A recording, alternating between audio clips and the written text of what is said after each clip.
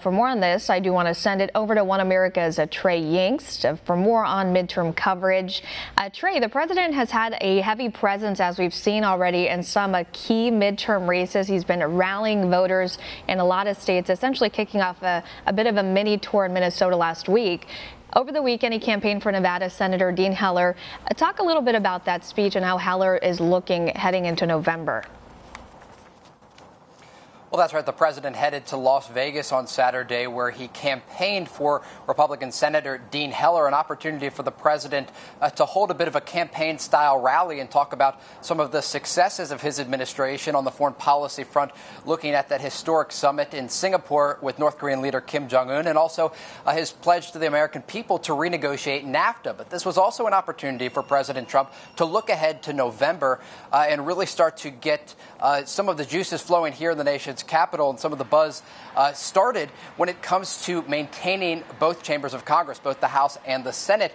The president also using this opportunity, though, to really launch a new attack on Heller's opponent, the Democrat there in Nevada, Jackie Rosen. The president calling her Wacky Jackie, also saying that she campaigned for Elizabeth Warren in Massachusetts, and told the crowd that Rosen wanted to raise their taxes. So the president really trying to inject himself into that race and help Heller, who some polls have down 2 to 3 points now. This is in the margin of error, but obviously the president concerned there that he could lose a Republican in Nevada. An opportunity for the president to take to Twitter and then also in person there on Saturday in Las Vegas and tell the American people who he would like to see win that Senate race in the general when it takes place in November.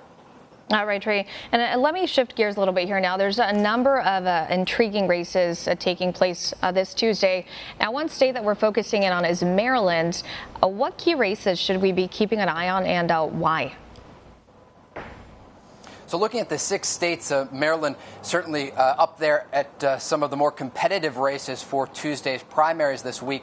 But looking at Maryland, there's 3 key races here. First, looking at the Western District there, the 6th district in Maryland, there is going to be an open house seat that's up for grabs. So you've got a number of Republicans and Democrats vying for their party's nomination heading into November. And then additionally, looking at the Senate seat, the senator from Maryland, one of 2 senators from Maryland, is going to be running for re-election. That's Senator Ben Cardin, who is considered the front runner on the Democratic side, but he will have to gain his party's nomination tomorrow night and then ultimately move on to the general in November. But then finally, there is one other race, the gubernatorial race. Looking at the Democratic primary, there's 2 candidates running against each other, expected to be a very close race. The winner of that race is going to head up against Larry Hogan, the current governor of Maryland. Those 2 Democratic candidates, Russian Baker, the Prince George's County executive, and also Ben Jealous, the former head of the NAACP. The winner of that tight race tomorrow night, again, will go on to face Larry Hogan in November during the general.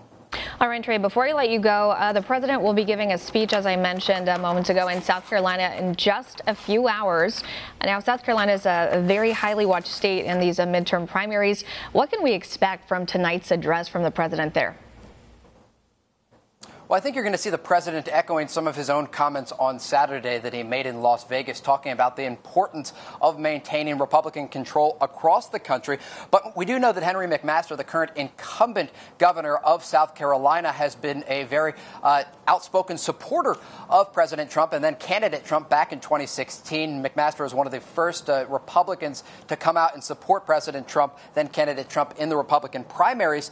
The winner, though, of tomorrow's runoff, because McMaster did not win outright earlier this month in the primary, will move on to face Democrat James Smith in November. The president likely to talk about this race, expecting that McMaster will be able to pull out a victory tomorrow, and then ultimately talking about his relationship with McMaster. McMaster has called President Trump, quote, a man of action. The president tweeting out today that he'll be heading to one of his favorite places, South Carolina, to fight for one of my original fighters. The president's words there on Twitter, talking about Governor Henry McMaster. The president will be speaking there in South Carolina at 7 p.m. That entire speech will be carried live here on One America News.